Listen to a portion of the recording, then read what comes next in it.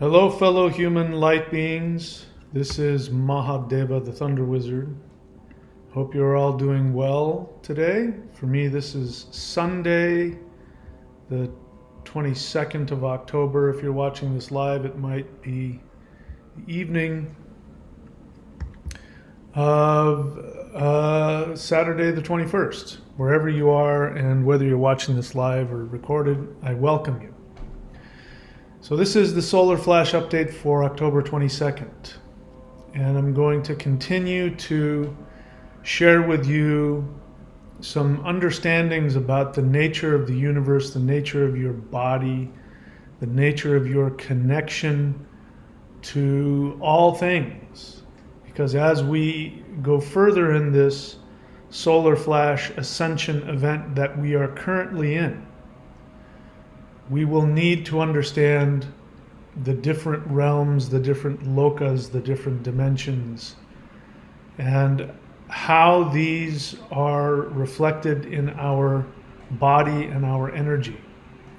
So I will share with you more understandings and experiences about how we are to, when we evolve, how we are to invoke deities into different areas of our soul connection to our body. And I'm gonna also balance this out by talking about where demons attach to your energy body, what demons really are. And yeah, we'll see where this takes us. Of course, as always, whenever I come up with something to talk about, unless I've been surfing all day and I'm super tired, usually it's hard for me to get to all of it because, as you know, I tend to go very deep into analyzing things. So welcome. Again, if you're new to the channel, this channel is here to give you practical tools to help you ascend. It's the only thing that matters now. Nothing else matters. Wealth, fame, reputation, none of that stuff matters anymore. So I strongly recommend everybody, if you're trying to figure out how to get ahead in your workplace and how to, get that greater career move, you're looking to start the big business and become a billionaire and all that, the time for that is gone. I strongly recommend that you focus on your soul's fulfillment and your happiness. I'm not telling you, unless you want to, I'm not telling you to go and strap on a loincloth and walk into the forest and wait for the solar flash, unless that's something that you feel drawn to do. I don't recommend that. I'm still paying my bills and I'm still, going through the motions. I shave, put on deodorant and all the stuff that I normally do, but I'm not attached to anything here. I'm seeking to detach from things here while continuing to follow my soul and enjoy my life. I'm beginning to let go of many of the things that I believe I came here to do. I think I've accomplished many of the things that I've come here to do, and so I encourage you to take a look at that as well. This channel is here to give you practical tools. Listening to me talk is great, but I've failed if I don't inspire you to take direct action. If you're a person that comes onto my channel and all you do is listen, maybe you listen to me as you're falling asleep, but you don't do anything else, I have failed. I have failed you. My job is to inspire you to take the actions to evolve. Evolution in the third dimension always involves action. You cannot evolve from 3D to 5D without taking actions, even including internal actions like changing your assumptions, changing your beliefs, changing your mentality. If you don't do that, nothing will change. And the way, as we talked yesterday, what is happening in this world is that the people who are choosing to try and stay where they are, they're trying to keep the status quo. Those people are slipping rapidly down a dark hole. The worst unconscious, unresolved issues will begin to completely take over. And you will see people turning into horrible demons. You will also see horrible demons being transformed into deities. And the only difference between the two of those is the person who's at rock bottom and who, you look at their life and what they've done, they're horrible people. Those people, if they are moving forward, it is because they are taking direct action to evolve.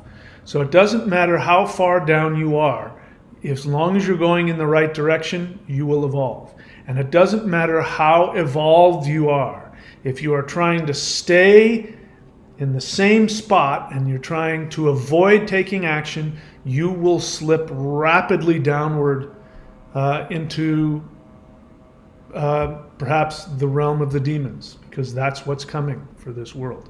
The world is changing and shifting, and the counter is counting down. There's almost no time left to take these actions, but there is still time. So if you watch my channel, the 3 things I want you to do, look, I won't lie to you, I wish I had millions of subscribers. If I did, I would never have to worry about money, because there would be so many forms of income I wouldn't have to worry about it. I don't. So I have to offer tools to you, but that hasn't stopped me from giving away this information for free. So if you're literally 16 years old, 10 years old, and you live with your parents and you don't have any money, I've got your back. There are 3 things I want you to do if you're new to the channel. First one is I want you to go to the playlists, and I want you to go to the energy, the Qigong practices, and I want you to start doing Awakening the Immortals. You will not, I guarantee you, you will not find anything more powerful than that anywhere. I'm the only person that offers that. I'm the person through whom that particular practice came. And I guarantee you it's as powerful as anything. That will awaken you. Awakening the Immortals means awakening yourself.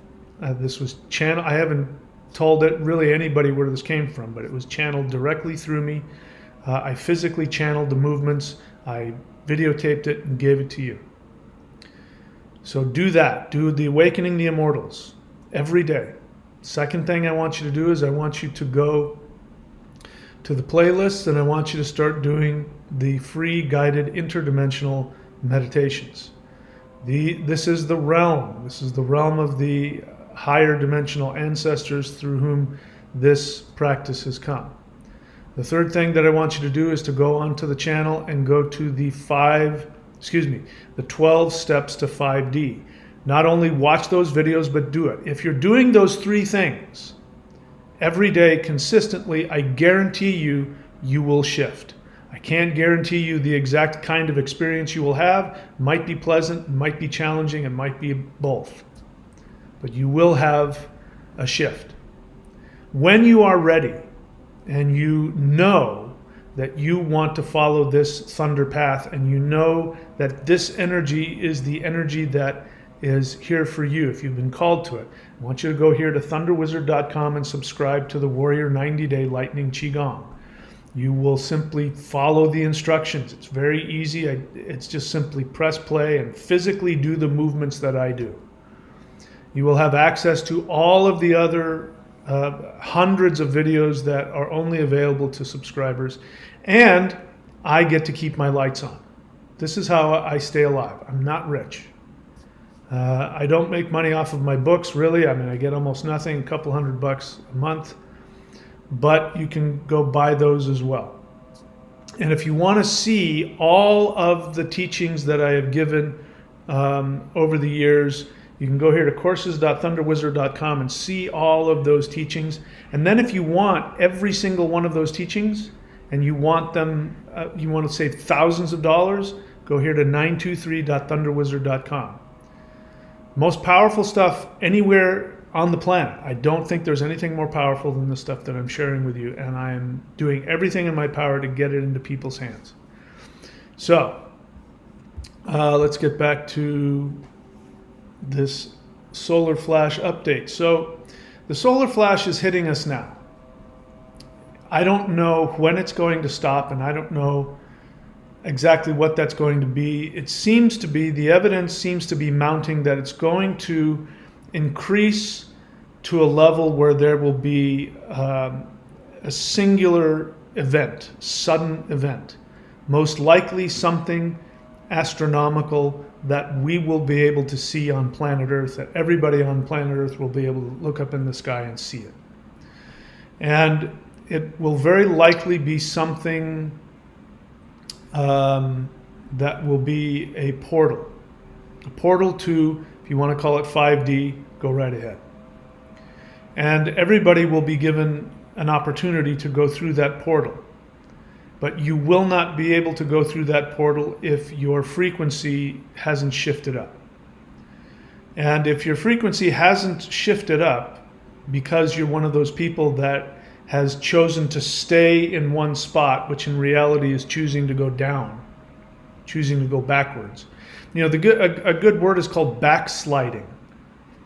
You know, they use that when I was in church. You know, somebody who sinned and did bad things, they would say, "Oh, he backslid." And it's a great example, because it's like, imagine you're walking up a sandy hill and you're looking straight ahead and your feet are pointing forward, but you slide backwards. That's a very good way of looking at it. Trying to stay in the same spot, you will slide back. And so I want to help you avoid that. You're going to have to be ruthlessly honest with yourself. That means you're going to have to ask yourself, where am I self-seeking in a negative way? As you know, I teach that the most powerful thing anybody can do is to seek to fulfill the desires of their soul, which will look selfish.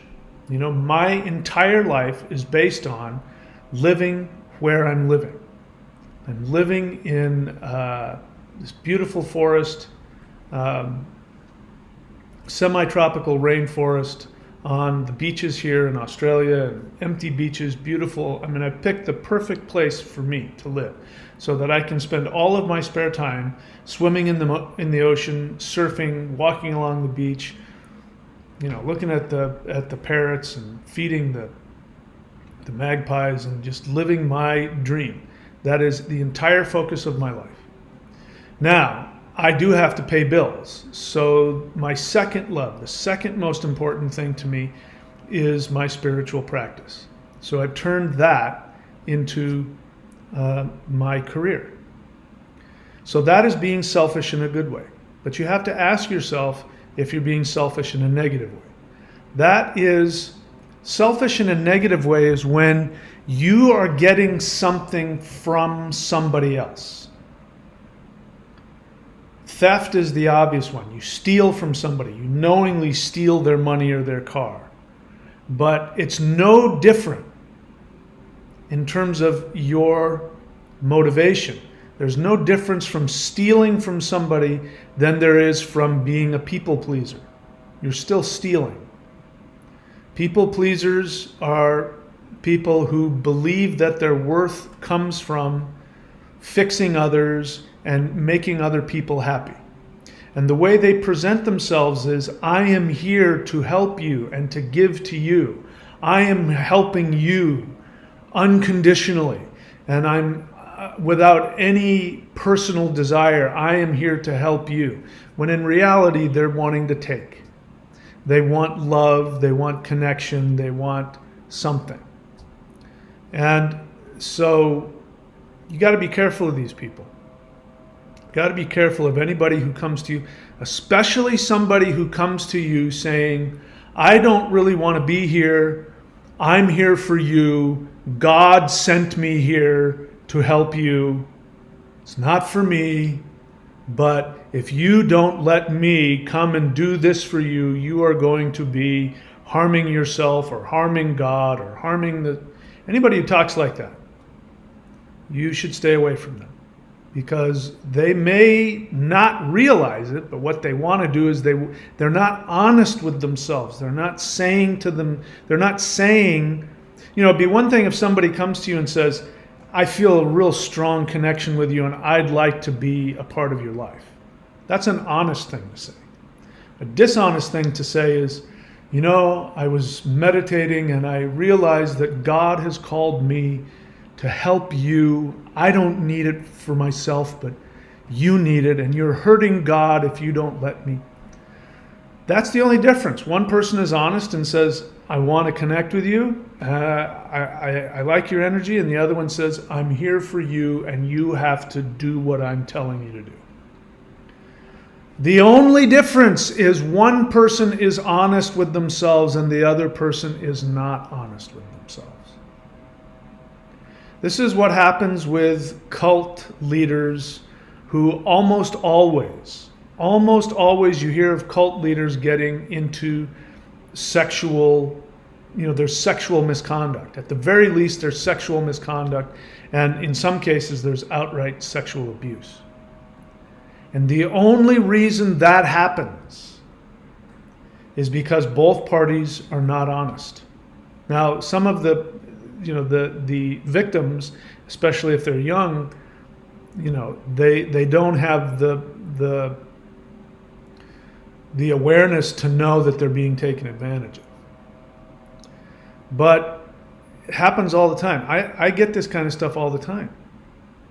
I've had no shortage of women come at me and offer me all kinds of things, trying to capitalize on what they perceive to be my weakness.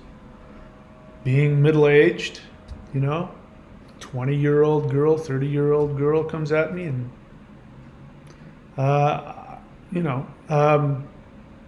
or some other thing like that. So when you're seeking to gain something from somebody without being direct and honest with them, you're stealing. And the reason why somebody steals, the reason why a person steals is because they do not believe they are worthy to get what it is they truly want. When you believe that you are worthy to have what you want, you ask for it outright. You want to be loved? You go to somebody and you say, I'm interested in you. They reject you, they accept you. It's beside the point. I'm just giving you one example. Seeking to gain fulfillment through fame, same way. Should I use an example? I won't name anybody, but you can find many of these. A good example is, somebody who used to be a sex symbol in their youth, male or female, it doesn't matter.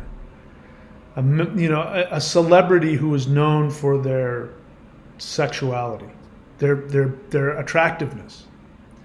And as happens to everybody, they get old.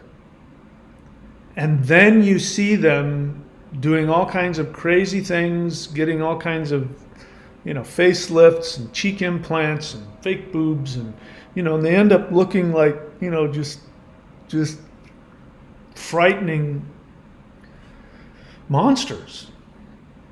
And it's obvious because they still believe that their worth comes from how they looked 30, 40 years ago. It's very sad.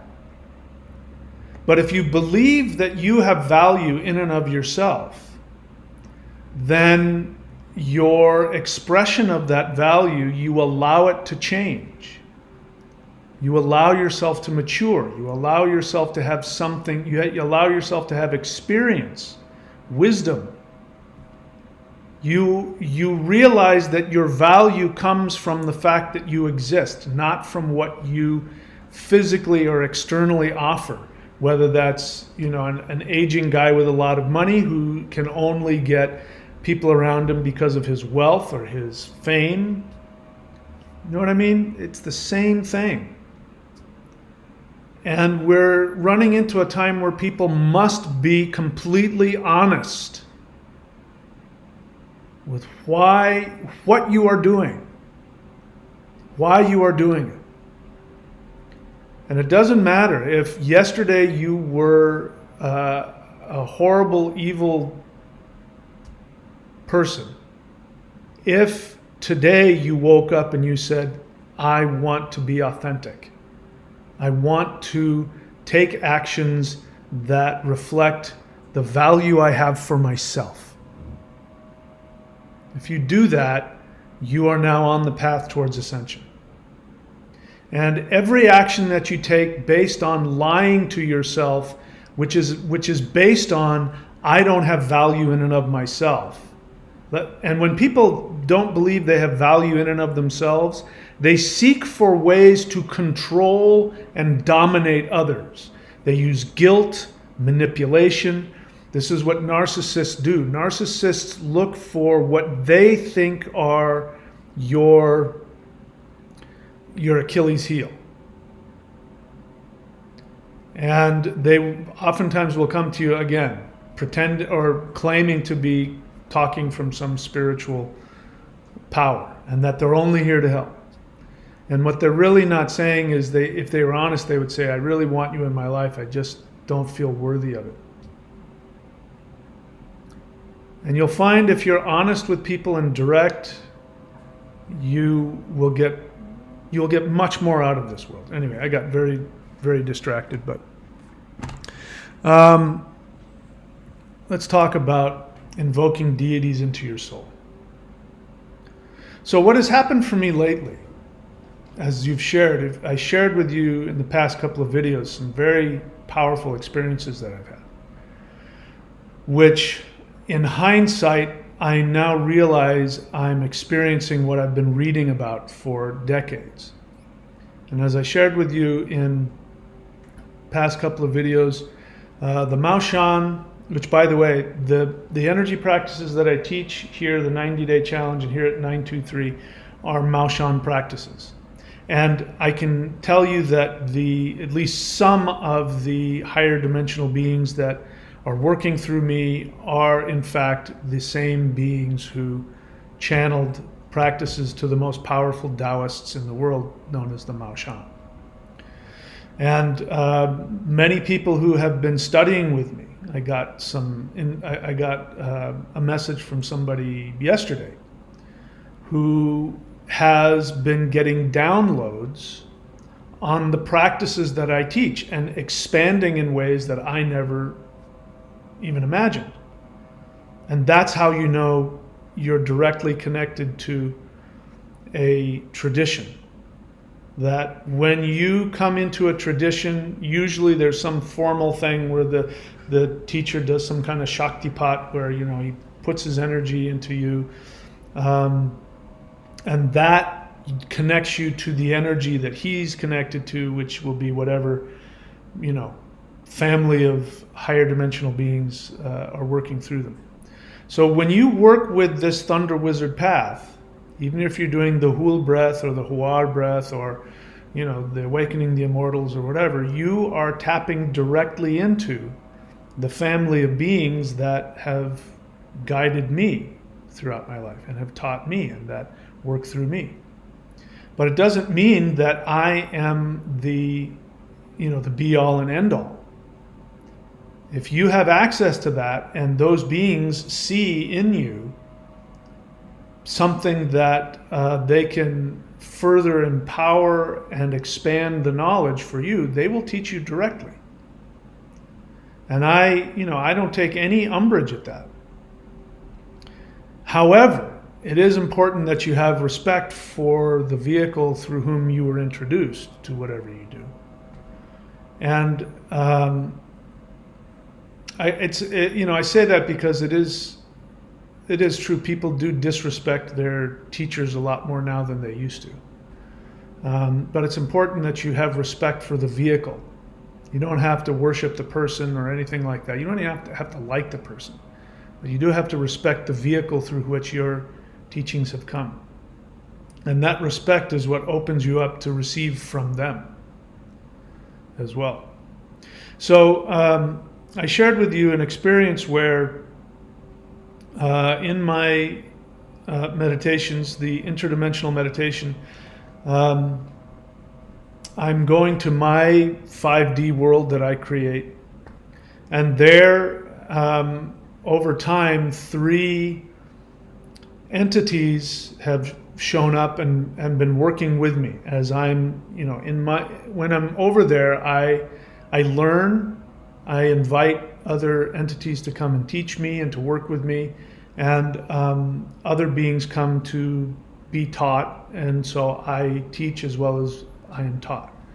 I minister and give energy as well as I receive energy when I go there.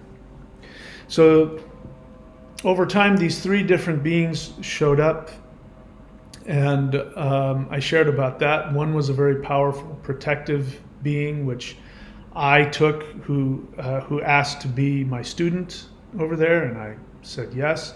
And in exchange, that being acts as like a bodyguard or a protector.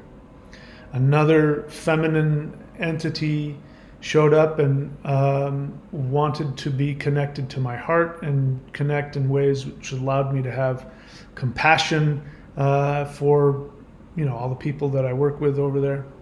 And then a very high dimensional being came and showed up and eventually took the role of my higher self. And after a while of working with them over there, they merged. They actually went into the 3 dantians, the third eye, the heart center, and the navel. If you don't know what the dantians are, you have to go spend some time on my channel, and you can look that up, the 3 energy centers. And you can also read in my books. I teach about the 3 energy centers in my books, as well as the method of holding the 3 wands, which I teach here at the Warrior 90 Day, and you'll find it on my channel. It's important that you use my channel as a library. Put the effort into learning and researching. If you come on here and you're new, it's a very good chance a lot of what I say you won't know what I'm talking about. Which is why, again, I don't take a lot of questions, because you will get those questions answered if you put the discipline and time into studying what's on the videos and what's in the books. So anyway, these 3 beings merged into the 3 centers in my body.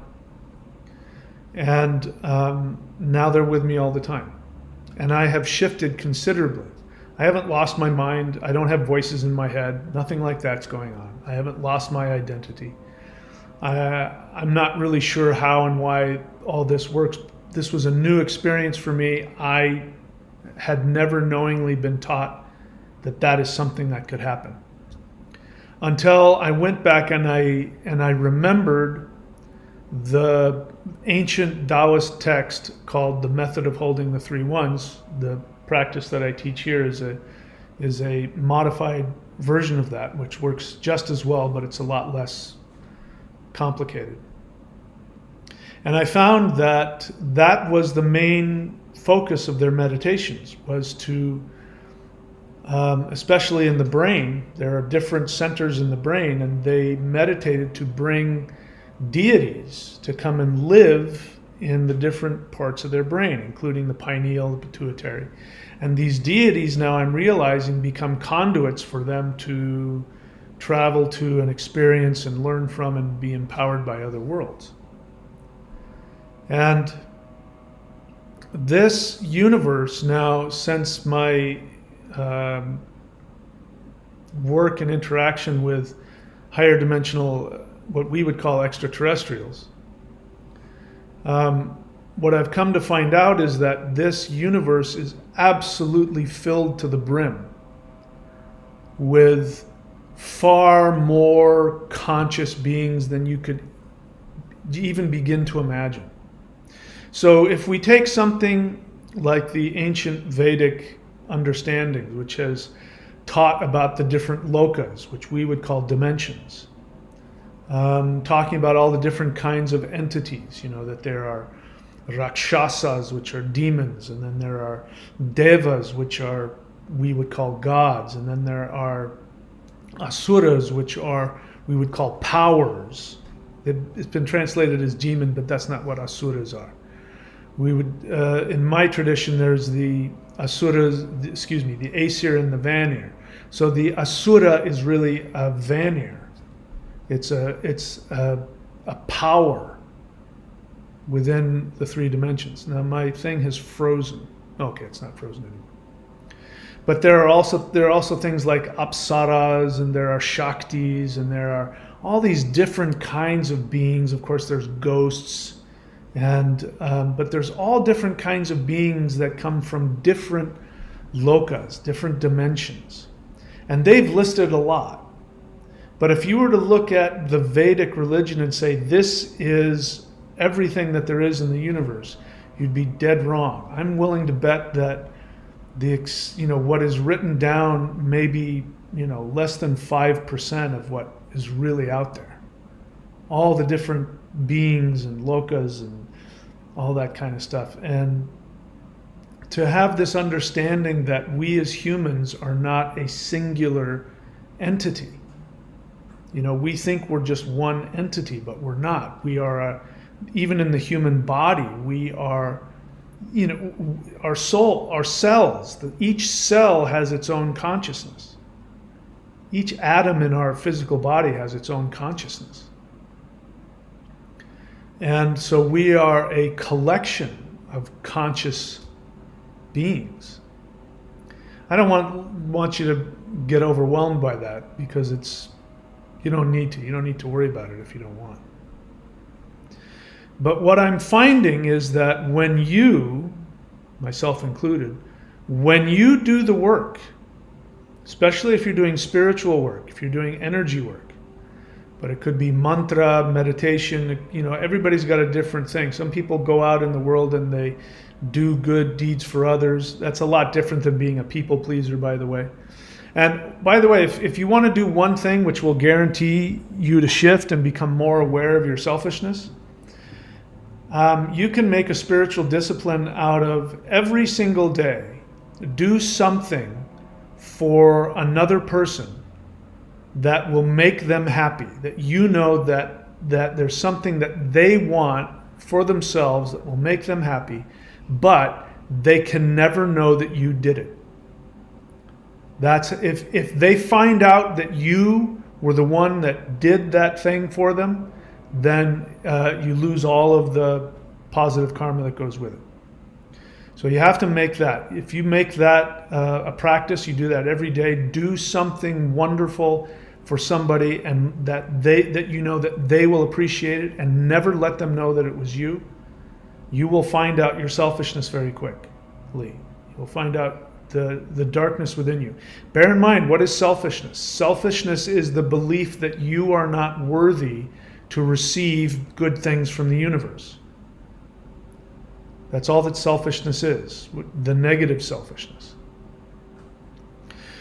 So to allow your body to become a temple where deities reside, what do? And what do we do in three dimensions if you build a temple? First, you find a sacred spot where there's energy. Now, your body has the potential to be a sacred spot if you begin to attract and put positive energy into it. What is Qigong? Qigong, one of the things it does is it creates an energy flow into your body where your body becomes a sacred power zone. So that's the first thing. If you want a deity to come into your temple, you have to sanctify it. You first have to look around for a place that has power. That's why you find them on mountaintops and by streams and by other things. They find portals. You can place a building on an energy portal. I don't care if you use the word ley lines or whatever. That's going to attract a deity, because a deity is going to want to come and be in its own frequency. So you do that to your body. You turn your body into a place that has sacred energy.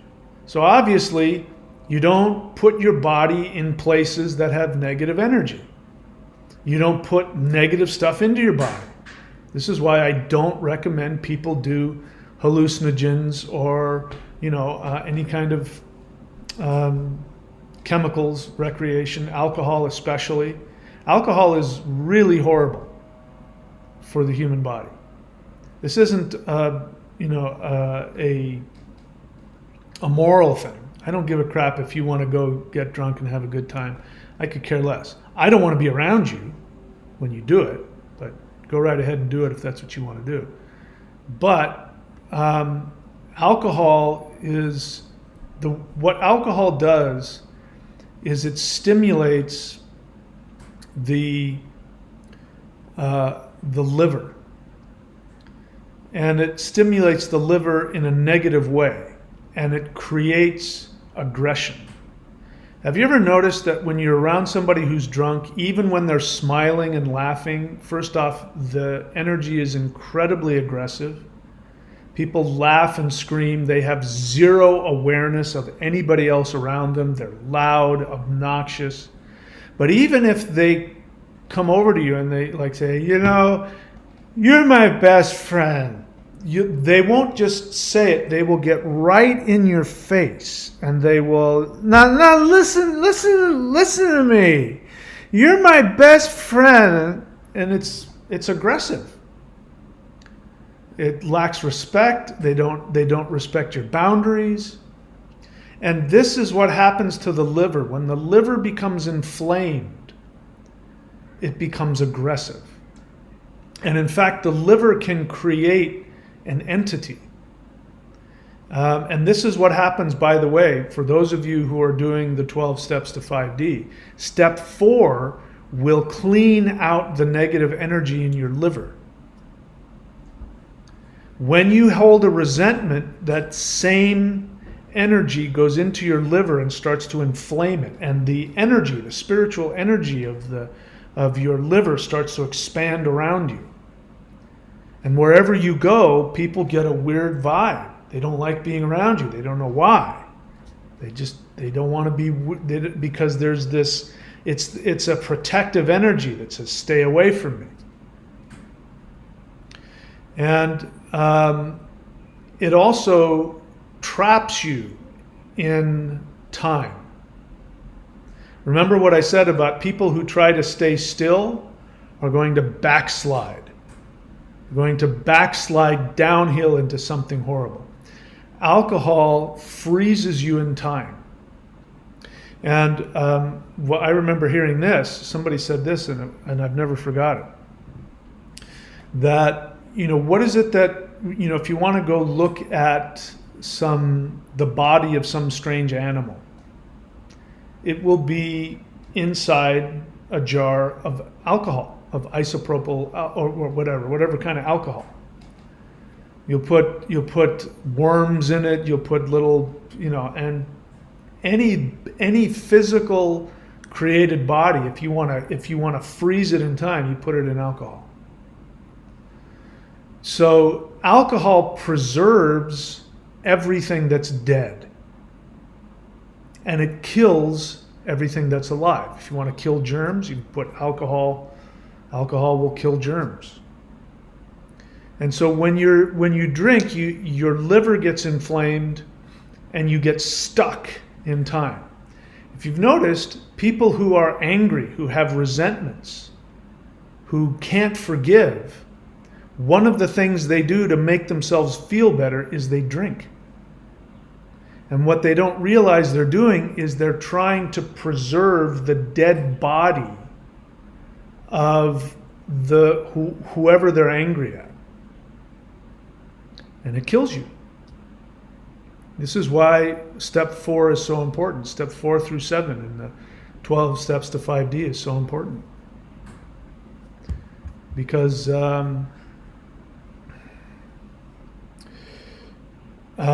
if you hold on to a resentment, you will stay stuck in time, and you will be preserving something that is dead, which will be that past moment at the very least.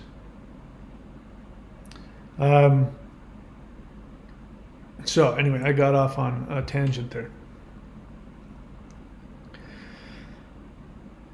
So when you want to turn your body into a repository, you want to turn your body into a temple that the deities live in, first thing you need to do is purify your temple, which is your physical body.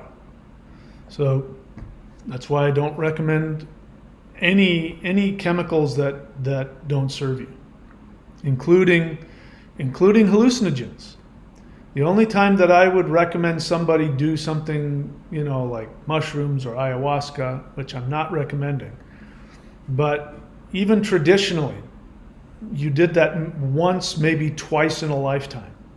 And the only reason you did that was to crack you open so that you would be forced to experience that there are other levels of reality. And as I've said before, for instance, DMT, the brain constantly produces DMT. The most powerful times are at birth and death because DMT is a gateway. It is a gateway between dimensions. So as you're being born into this world, your brain releases DMT so that the soul can fully become enmeshed in this 3D reality here in the heart center. And when you die, your brain releases DMT so that the soul can leave into the next dimension. But DMT is being produced all the time. When you have a spiritual experience, your brain produces DMT. Now, when you take these large quantities of straight DMT, like people do, or ayahuasca, mushrooms, then what ends up happening is that your brain turns off production. Your pituitary goes, oh my God, look at all that DMT. Okay, everybody stop production. And then DMT is gone, which is why what happens afterwards? After a while, you come down. When you come down, it's kind of a hard landing sometimes. So if you do that on a regular basis, you will shut down production. Guys my age take testosterone, what they call TRT, testosterone replacement therapy. And I don't do that. And the reason I don't do that is because once you've done that for 6 months, I believe it's the pituitary completely stops producing testosterone. That means for the rest of their life, if somebody chooses to get onto TRT, they are committing to take it for the rest of their life. And what happens if you run out of money? You're going to be screwed. There's other good stuff. There's natural. In fact, in case anybody's interested, there's an herb called Tongkat Ali, which actually tells the pituitary to produce testosterone. So I take that, but it's telling my body to create its own. It doesn't shut off production. So you want to create a body that has the power to, the frequency, the sacredness to handle the influx of deities. You're going to have to raise the vibration of that. And that is done through these physical practices that I'm teaching you. Very simple movements, mudras, moving energy work, breathing, all this stuff. And there's a science to it. So, there are different schools of Qigong that do different things. Now, in this practice, the Qigong is focused on what's called the Shin, or the heart mind, which is the electricity that surrounds the heart. There's a reason why we jolt people with electricity when we're trying to start the heart again. Because the soul cannot live in the body if it's not surrounded by a strong electrical charge. And so you have this strong electrical charge surrounding the soul, and it's a feminine energy. It's a feminine fire energy. And so when you are able to tap into that energy, you will have a stronger connection to your soul. You'll also have a stronger ability to destroy negativity, because that energy which keeps the soul safe, your soul wouldn't be able to tolerate the horrors of the third dimension if it wasn't surrounded by a protective electrical, shell. your soul wouldn't be able to tolerate it here. So when you're able to take that electric energy and begin to then exude it out of the body into the rest of the body, your whole body becomes so sanctified that no negativity can touch it. Which is why the people, when I teach here in the 923.thunderwizard.com, the 5-element Maoshan practices and the higher Maoshan spirit fighting practices, those people could go and fight demons with their bare hands. Could go in and just slice demons to shreds. And this is why, they became untouchable martial artists. And, I don't teach that kind of martial arts anymore, and I don't demonstrate it. But back in the day, big MMA guys would say, "Oh, you do that Chinese crap, blah, blah, blah." And, they'd want to tell me how, their stuff was better, and they'd challenge me. And I would never fight them. I would just say, just do me a favor, put up your dukes and protect yourself. I'm just going to tap you. I'm just going to tap you right here on your arm, and then you'll know why you don't want to fight me.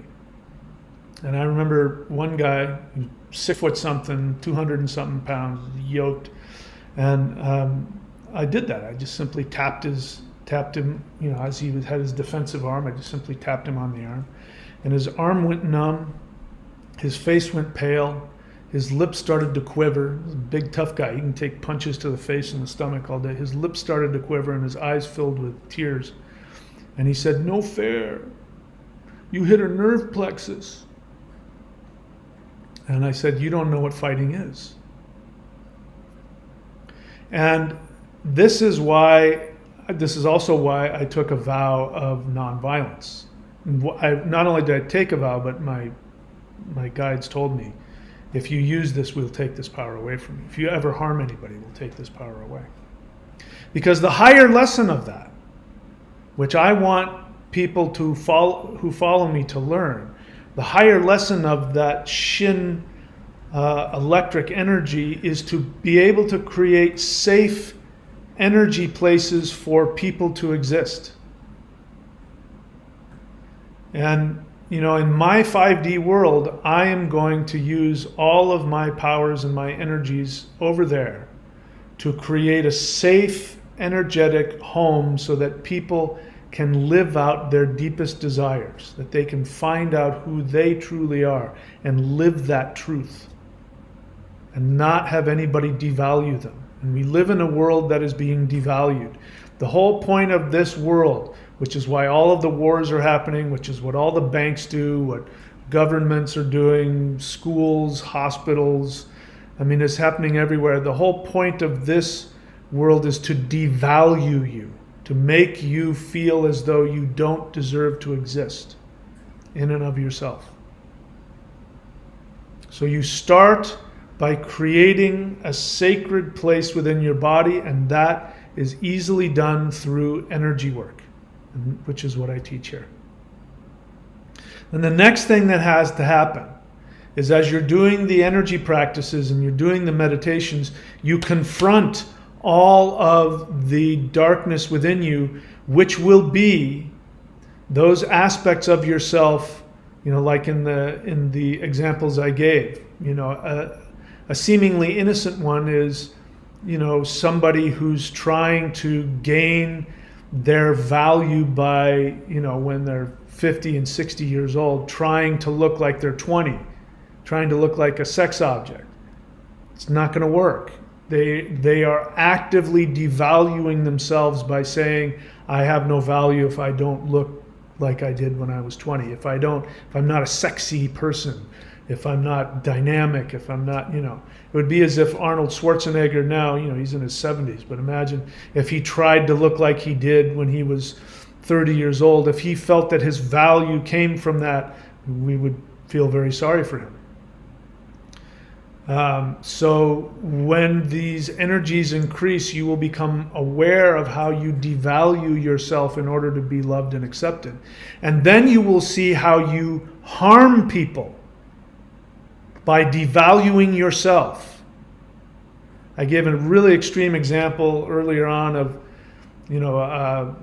somebody, trying trying to seduce somebody, for example, by saying, God told me that you are in pain and you must allow me in your life to heal the pain. I don't want to do it, it's for you.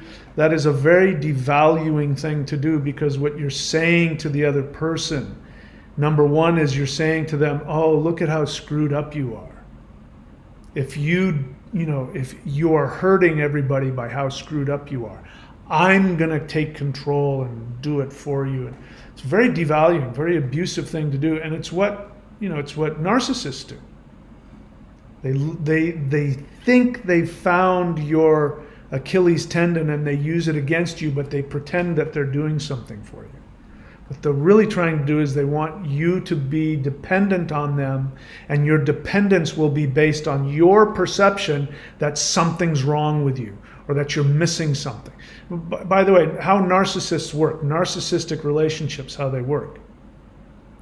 Narcissists are constantly looking for people who don't value themselves, who feel alone, lonely, unlovable, who are very damaged, who are deeply in need of love and relationships. You might be addicted to that. You might be thinking that you don't have any value if you're not romantically with somebody. They look for that. And they have a radar because they have that same wound within them.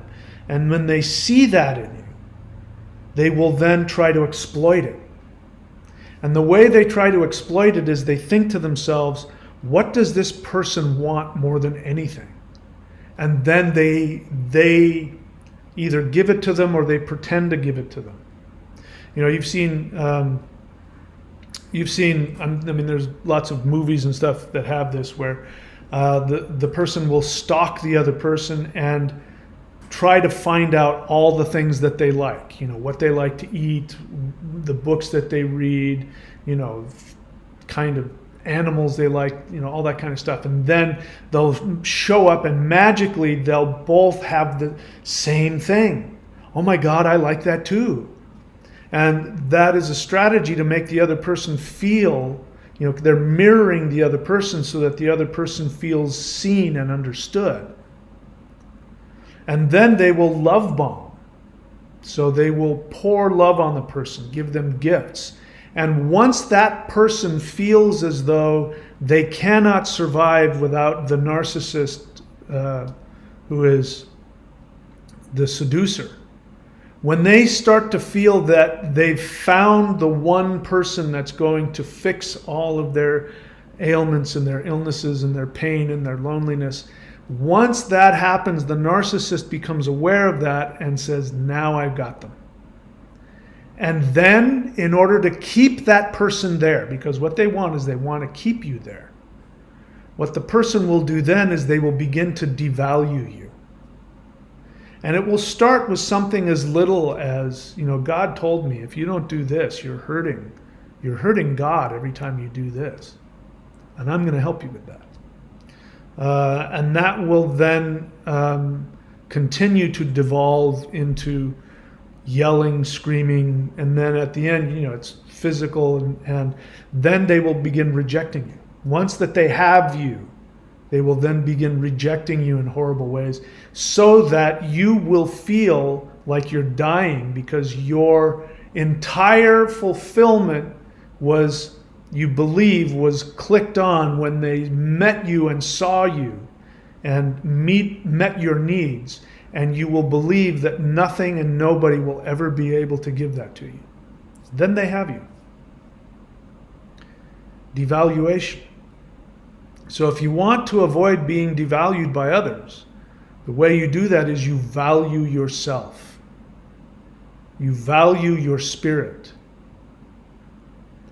So you create, with energy work, you create a sacred place, and then you do the energy work, whether that's meditation, mantra, if you're doing deity worship. Deity worship, I've come to realize, is there are two things happening, because what I'm talking about now is the macrocosm. There's the microcosm, which we'll talk about when we talk about demons. But for right now, we're going to talk about the macrocosm. So the macrocosm is you're here and the universe is out there. This does exist. So when you worship, let's say you worship Shiva, which, by the way, one of the reasons why everybody can worship Shiva is because Shiva represents the Atman, the soul identity of every human. So every human can say, I am Shiva. Every person can say that. Now the question is how much Shiva you end up becoming will depend upon how much you are able to identify completely with him.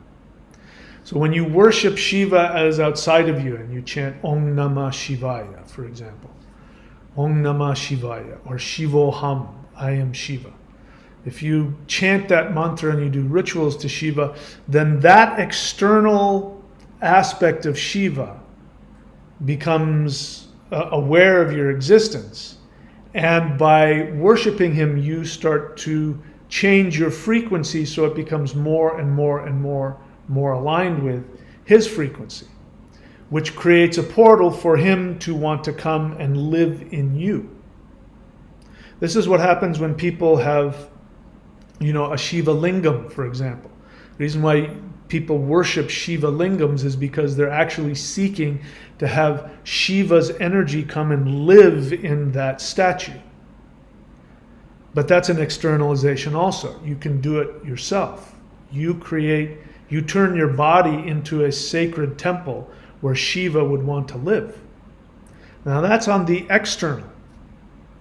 The internal is actually the opposite, which is that Shiva is already within you, as are every single one of the other gods, as is every single one of the lokas, or the dimensions, as is every single star and planet, every single conscious being, every single human, every single animal, tree, all of that is inside of you. So when you chant to Shiva, that part within you starts to become activated, and it takes more and more and more room inside of you. So if you're completely focused, then that aspect of Shiva will take complete, total expression within you. We go back to the method of holding the three ones. If you ever get that book, you can go and get it. It's out of print, but you can go looking for it. You don't need to. But if you do the practice that I teach you here, basically the whole point of that practice is when you focus on the three energy centers in your body and you seek to align them energetically, vibrationally to the three energy centers in the universe, which we would call the Trinity. My ancestors had it, Odin, Vili, and Ve. Christians have it. By the way, it's not in the Bible. Christians made up the Trinity because their brains couldn't tolerate a universe without one, because Christians came from polytheism. God the Father, God the Son, God the Holy Spirit. Modern people have the Trinity, mind, body, spirit. This is something that all humans intuitively know exists. There's a Trinity in the universe. So the Trinity within yourself is the higher self, the soul, and the lower self. And when these three centers vibrationally align with the external Trinity, then what ends up happening is that you shift. And according to the Taoists, when that happens, you will leave this reality. You will be taken up in a chariot into the stars, into the heavens. And you will be shifted up and you will go to the highest heavens. Sounds a lot like shifting to 5D, doesn't it? So we've been given the tools on how to do this. And everything I just described is a way where you turn your physical body into a temple that the deities want to live in. Or you then begin to vibrate so that the deities that already exist in you, because all infinity is inside of you, those begin to be aligned to the point where they can manifest externally in your body. All right, so that's a very long process. That is why you do spiritual discipline. This is why. This is why if you're a yogi, you get up at 4:30 in the morning and you stretch. By the way, Hatha yoga isn't an end in itself. It's designed to to prepare the body for mantra meditation, because the idea is that when you balance the two halves, hatha means male and female, left and right, and when you do all the stretching, you're balancing out the body and getting the nervous system ready so that when you do the mantra, the deity, the power of the deity won't fry your nervous system. It's sad because people go to yoga and think that's the end of it, but that was never what it was intended to be. But if that's what you do, you get up at 4:30 every morning to do that. Doing that on a daily basis will begin to get you closer and closer to your authentic self. And as you go along the way, you will discover all of the ways that you devalue yourself and devalue others, where you try and get something for nothing. When you try and get something for nothing, when you try and get something from another person without giving of yourself, and that starts with you. You have to give of yourself to receive from yourself. So every morning you get up, or if my practice is more of a warrior practice. So if you're doing the Mao Shan, the best times for that is at night. I meditate at night. I do my interdimensional meditation at night because I'm aligned that way. More of the Rudra kind of energy, that Mars energy, that's me. So you're a morning person, you do it in the morning, that's your discipline that aligns you and creates the sacred energy within your body. And along the way, you become aware of all of the false programming as it comes to the surface. You become aware of all the ways that you damage yourself, the way you seek to empower yourself by taking from others, and you realize you devalue them whenever you're not authentic with them, when you don't talk from your feelings, when you talk from your head, when you try and win arguments, when you're not vulnerable and you don't make yourself vulnerable, when you don't respect other people's boundaries. Again, I was talking about the people pleasers. People pleasers are the worst at respecting other people's boundaries. And they also complain of people devaluing their boundaries, which is because they attract people like them. And that's what's going on with that narcissist codependent relationship, the victim abuser. They align to each other because they both have the same issue of they devalue themselves. And they get their value by either devaluing others or being devalued. And so the spiritual person doesn't live there. The spiritual person says, the entire universe lives within me, and the only thing that I need to do to have value and worth is to be connected to my true, authentic experience of myself. This is why there's nothing wrong with having negative feelings. Why the love and light crowd don't admit to ever being angry, and then if you hang around those people long enough, they will passive aggressively or aggressively attack you one day. I'm just all full of love and light, and I don't go to those negative places. And you stay around them long enough and they will chew you a new asshole because they're so empty. Because they believe that their value comes from not having any negative feelings, but authentically having your pain, having your fear, having your anger, having your sadness, allowing yourself to mourn for not being loved the way you want and feeling all of those feelings. That says, I value myself. Again, a healthy mother continuously rewards the infant for every experience the infant has. If the infant giggles, the mother giggles. If the infant tries to speak and makes blah, blah, blah, the mother goes blah, blah, blah. She mirrors and rewards the child. If the child has poopy diapers, the mother says, good for you, and cleans up the poop and kisses. So it's good when I poop. When the baby's angry and having a temper tantrum, mom picks it up and loves it anyway. At no point does the mother ever devalue the experience of the infant, because the infant is completely authentic in all of their nervous system and emotional responses. And that is a lesson for life. Those people grow up to have, ironically, the opposite experience where they can tolerate every single one of their negative feelings and never act out hostilely towards another person. It's because whenever they have a negative feeling, they honor it, and then they go, it's okay, I still love myself. Even though I have this feeling, I thoroughly and completely accept myself. That's my favorite self-affirmation. Even though I have this feeling, I thoroughly and completely accept myself. And then that person, whenever they want something, they meet somebody that they're attracted to, they go, I'd love to spend time with you. And they know if the person rejects them that they'll still have value. But the person who doesn't know that, the person who says, nobody's going to love me, I don't have any value within myself, then they try and come up with something. A man will try and become super rich or super famous or super powerful. Or a woman will try and use her sexuality and her looks to seduce a guy. Or a lot of times people use their false spirituality and pretend to have, my spiritual powers are drawing me to you. This is what the cult leaders do. Instead of just being authentic and real. All right, so let's talk now about where demons attach to your body. So now we go to that second part of the macrocosm versus the microcosm.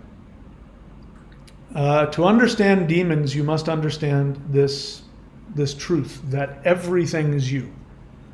So that means every horrible thing in this universe is inside of you.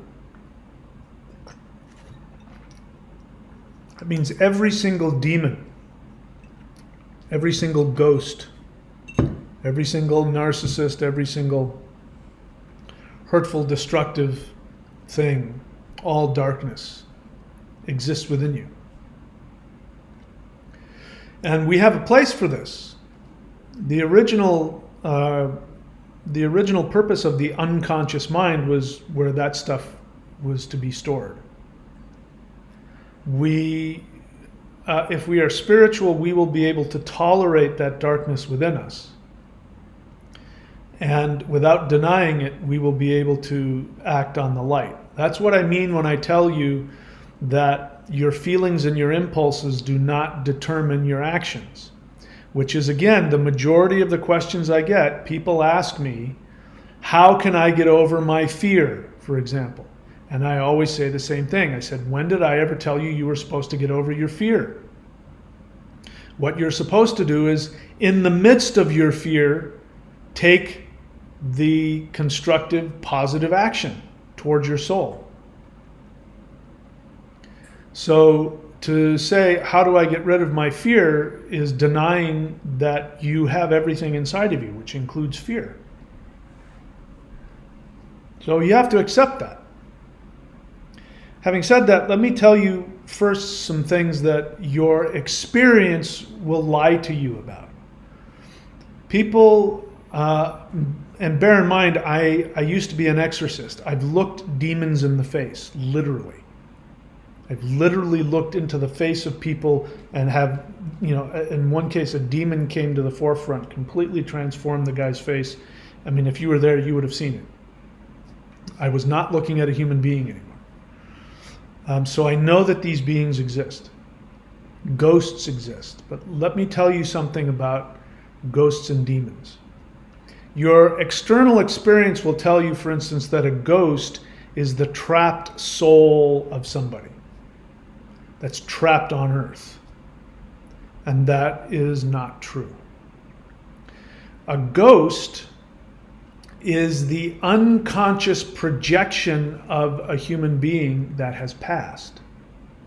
Remember what I said about the liver, and remember what I said about alcohol preserving everything that's dead. And remember what I said about having a resentment. Being in a resentment is continuing to keep alive something that is dead. Sounds a lot like a demon, doesn't it? Remember what I said about the liver expelling energy and creating a force field. So a ghost is, and as you know, ghosts are often created when somebody has died in a tragic or cruel experience. Somebody being tortured to death, untimely death, untimely murder, or somebody who died of natural causes but was very unhappy. Ghosts aren't pleasant things. And by the way, I have to say, there's nothing spiritual about doing ghost hunting. People conflate supernatural with spiritual. And just because something isn't 3D physical doesn't mean it's spiritual, doesn't mean it's good. And so there's nothing spiritual about going and doing ghost hunting and trying to capture their voices or trying to catch them on film or trying, who's here, who wants to talk, all of that. There's nothing spiritual about it. That literally is like going and trying to swim in, a sewer.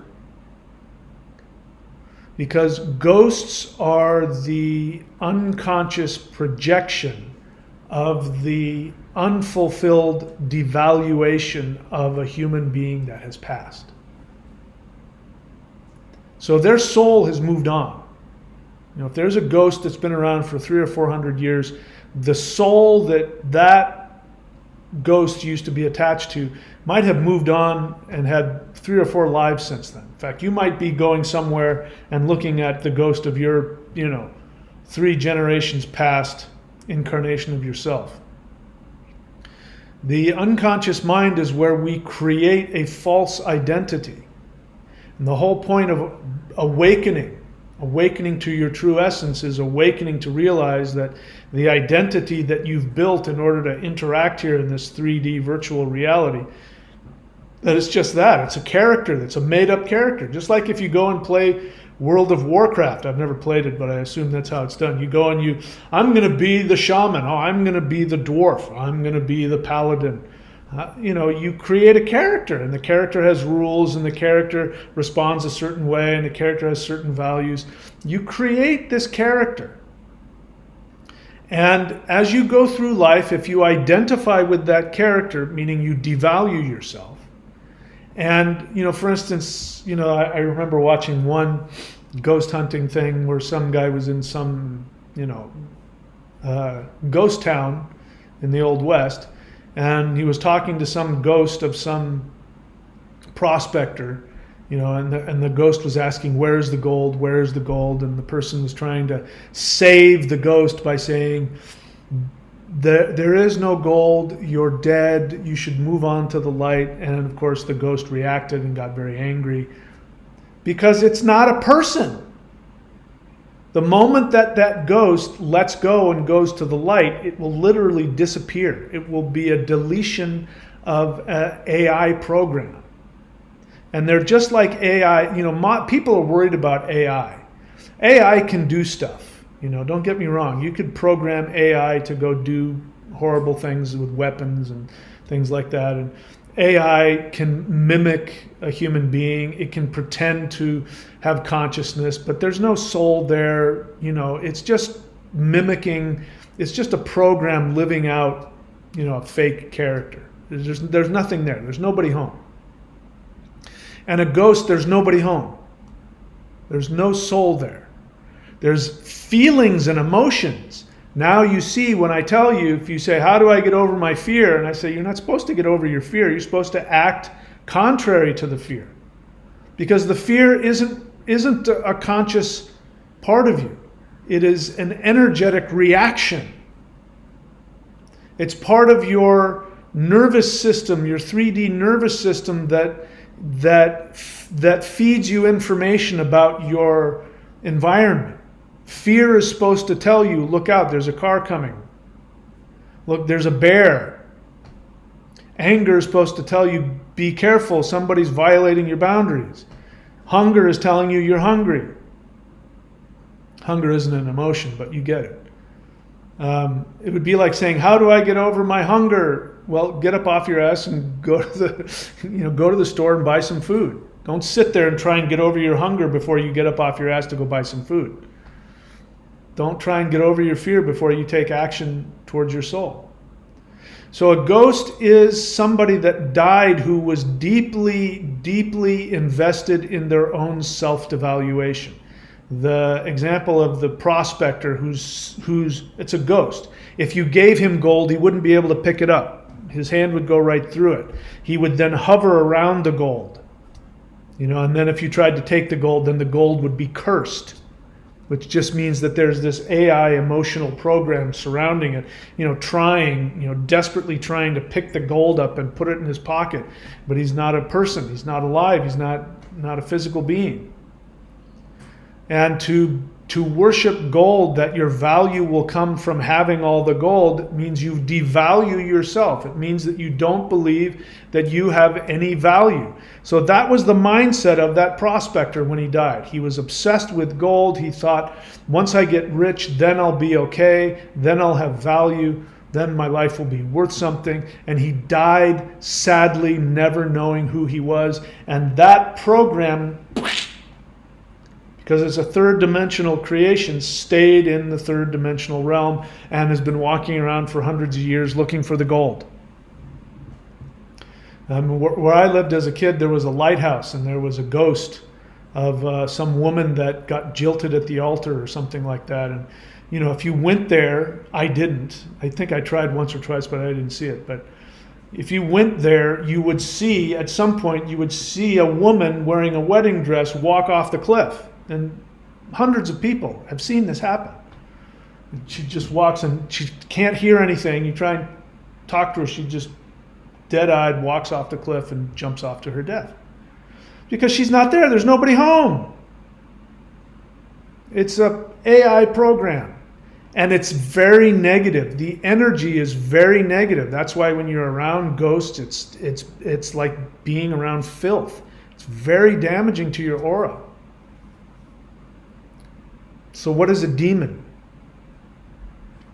So at least a ghost, if you're able to find a ghost that's able to communicate, an AI emotional leftover of a person, it might be able to tell you, my name is so-and-so, and it might tell you who his identity is. What about a demon? Now, I only teach what I've personally experienced. I don't teach something that's written down. If I do teach you something that's written down, at some point I'll let you know that this is what I've read, this is what I've researched. But in terms of what I've personally experienced, demons do not have identities. Demons are very strong emotional projections, negative emotional projections. They have a consciousness. It's not a true consciousness because when demons are vanquished, they disappear and the energy goes back into the universe. They don't live and continue and go on. So demons are not fallen angels. Somebody asked me about that recently. What is a demon? Is it a fallen angel? No. By the way, let me just tell you, there is no such thing as a fallen angel. It doesn't exist. You will never have a fifth dimensional light being fall and become some negative being. That never happens. Never.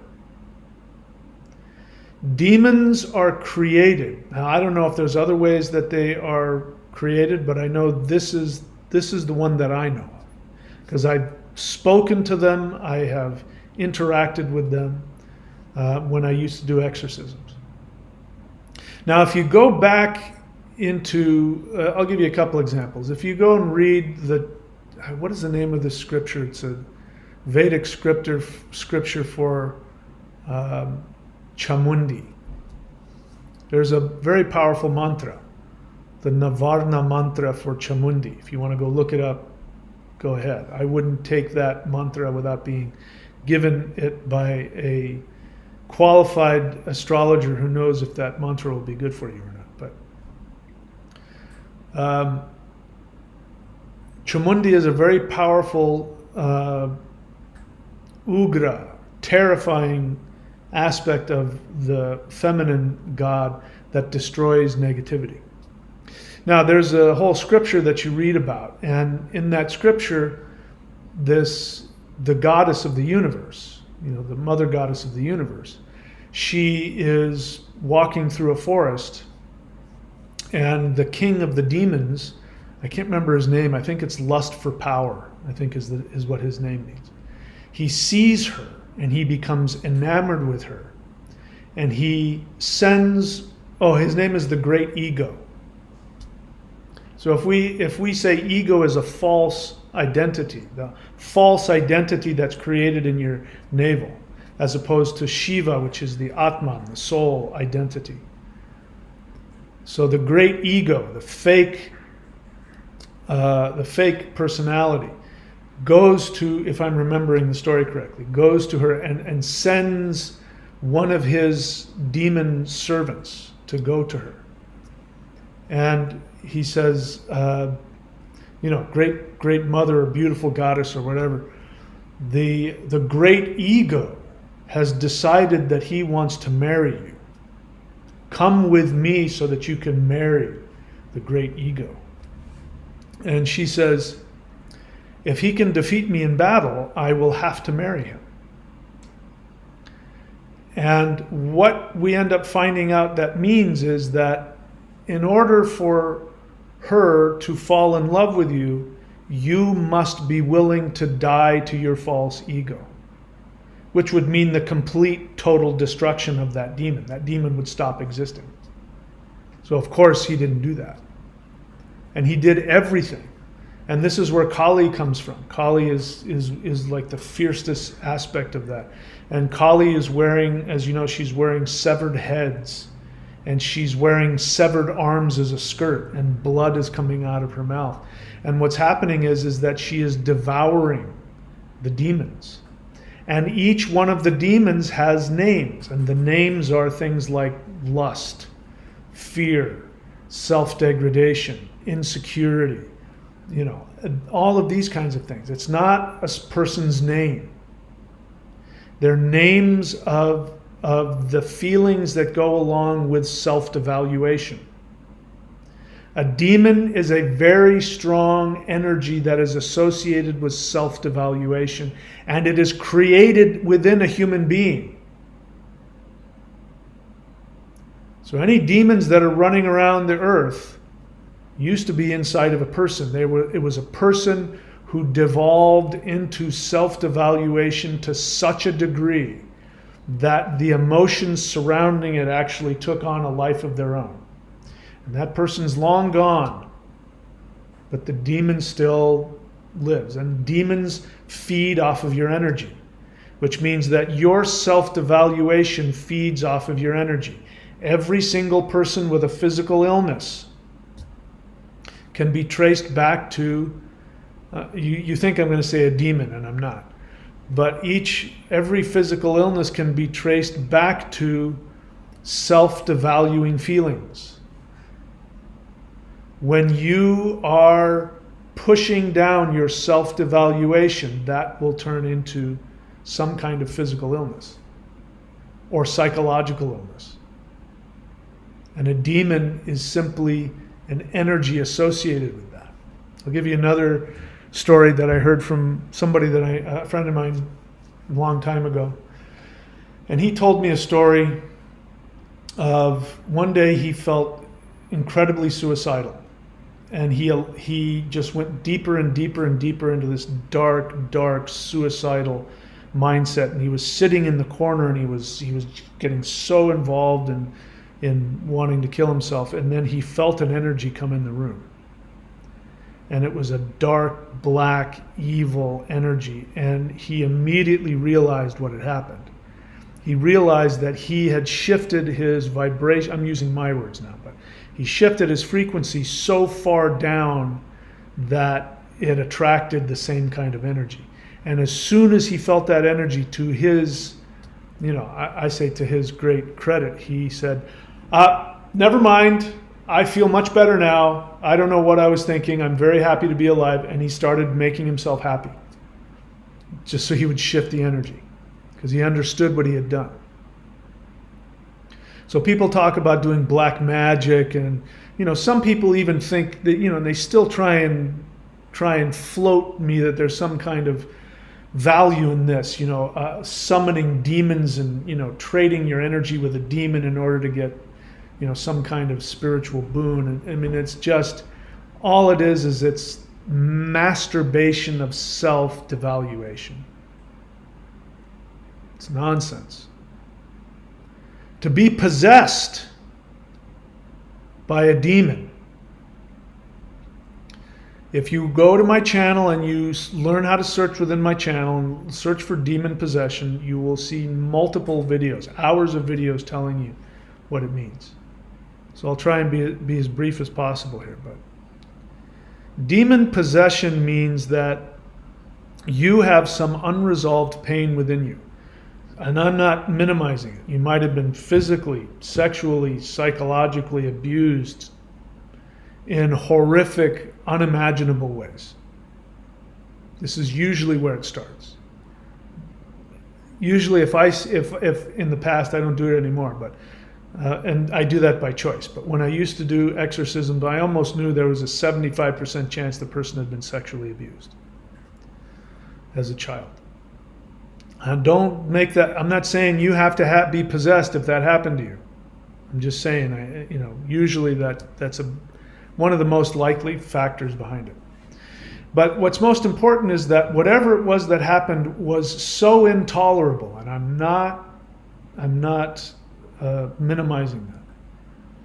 The pain was so intolerable that the person had to push it down, and many times they completely dissociate and forget that it even happened. But the pain hasn't gone away. The mourning, the basis of it is the sadness that somebody you love didn't love you. It's that mourning, the sadness of being devalued, rejected, harmed, is really what's keeping that alive. And to feel that pain is intolerable for many of those people. I can't imagine. That hasn't happened to me. I can only imagine how challenging that would be. But that's just one example. But whatever it is, the pain is so intense that the person cannot tolerate that. So they push it down. But the thing about the unconscious is these unconscious feelings, sadness, pain, anger, loneliness, other kinds of self-devaluation, and all of those feelings, the underlining feeling of that is you don't have value. You don't deserve to exist. You don't have any value. You're not lovable. If you have depression, I know that's what you're feeling. If you're full of anger, I know that's what you're feeling. If you're full of confusion, I know that's what you're feeling. So the feeling gets so intolerable that it gets pushed down, but it keeps coming up. And since the person has decided that in order to survive, understandably, they can't experience this, they send out unconscious messages to basically saying, any being out there that hears me, I want you to distract me from my pain. Now, what are demons? Demons are these energies that are in very powerfully intense feelings of self-devaluation. And these very powerful feelings of self-devaluation have now taken on sort of an AI consciousness. And it needs to feed off of your negative feelings. It can't feed off of positive feelings. It has to feed off of negative feelings. It can also feed off of things like electricity. So just the electromagnetic energy of your body. These AI demon energies need to feed off of that, or they'll disappear. Because they're just facsimiles of, just barely enough consciousness to hold this intense emotion together. So when somebody sends out the unconscious message of, I've got to be distracted from this intense pain, these beings smell, and like predators, they come looking, just like with my friend. Some demons smelled him out and came looking. And basically what happened is that he tells the story that he became aware and he said, I'm fine now, everything's fine, you can leave. But the moments before that, what happened is the energy showed up and said, I will distract you from this pain. I will abuse you so that you can feel abused, but it will distract you from what's really bothering you. And had he said yes, then that being would have come into him. So what ends up happening when somebody gets possessed is at some point that energetic deal is struck. And the person who wants to avoid feeling the pain when a negative, energetic, emotional being comes up, which we will call a demon, there will be a deal that is made, and the entity will say, will somehow give off the message, if you let me come inside of you, I will distract you from your pain. And if the person says, yes, distract me from the pain, maybe not consciously, but somehow that deal is met, they are possessed. Now, if you've seen pictures of people who are possessed, sometimes the demon will twist them into, like torture them. You'll see them lift on the ground, they'll be, smacked in the head, their arms will get twisted, you'll hear their bones cracking, and they'll be screaming, ah! And what you don't see when you look at that is that is being done because that person prefers that physical abuse to the knowledge of what truly happened. This is why people who are damaged, they're very emotionally damaged people who like to be abused. They like to be physically abused. They like to be hit and, talked down to and devalued. That's why they like that.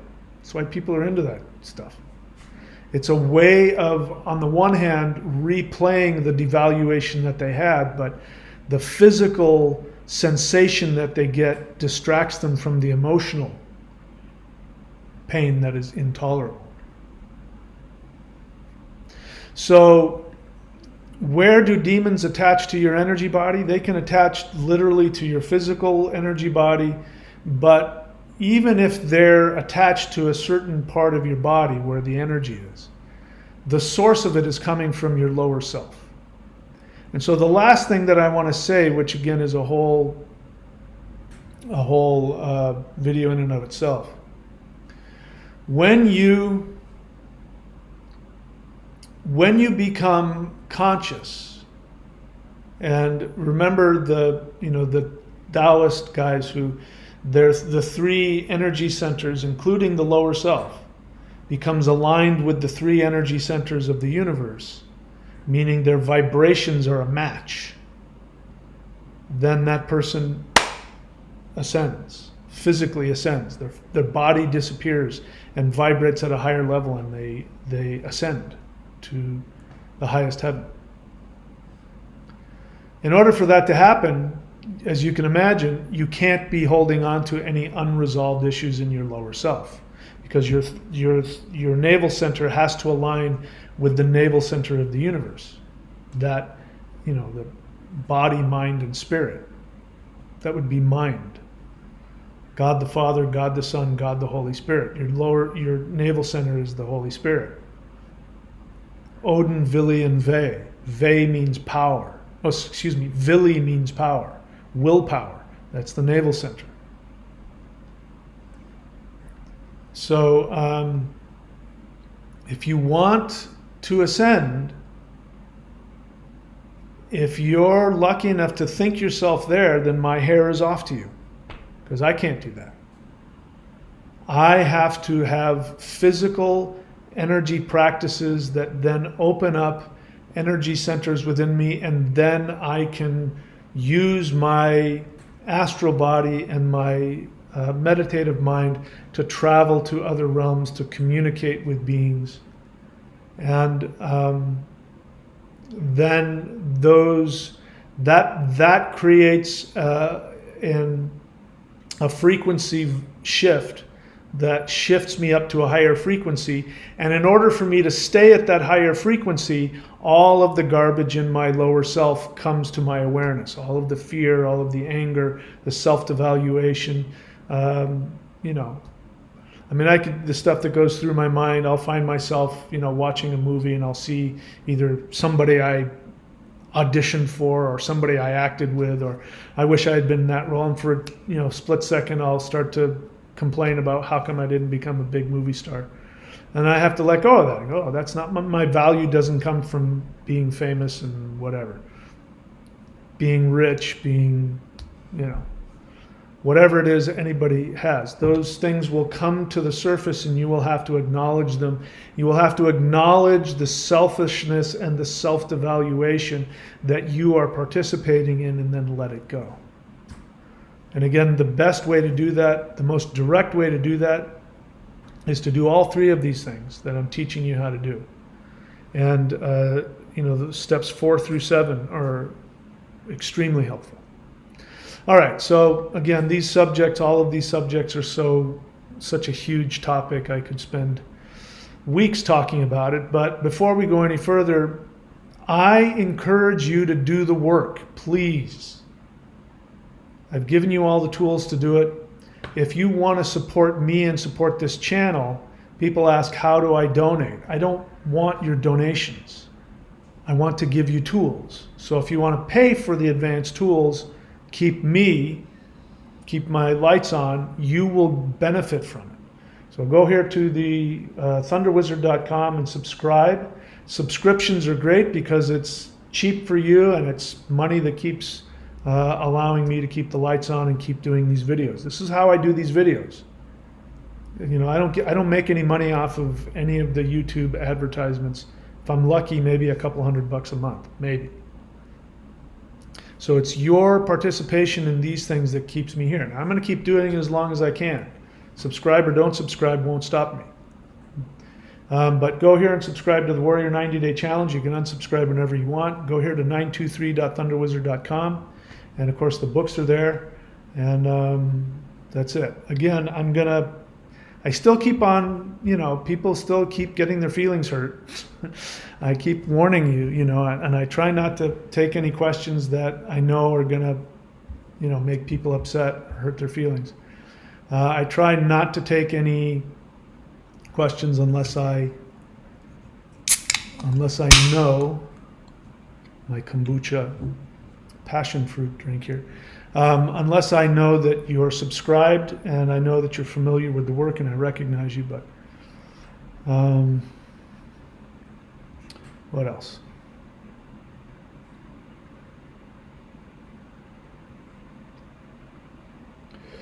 Pure Life Science gave me $20. Thank you. That helps keep the lights on. Thank you. I appreciate that. And of course, is good karma for you. Okay, looking for any questions from people I know. So Gautam Pandit, you have a lot of questions. Again, let me be clear, even though you're not, I don't think you're subscribed, but even if you were subscribed, you're better off asking me questions about what I teach. I know you don't realize it, but it's kind of selfish and devaluing to ask a completely unrelated question just because it's on your mind. You show me that you're paying attention when you ask a question that is directly related to what I talk about. What else?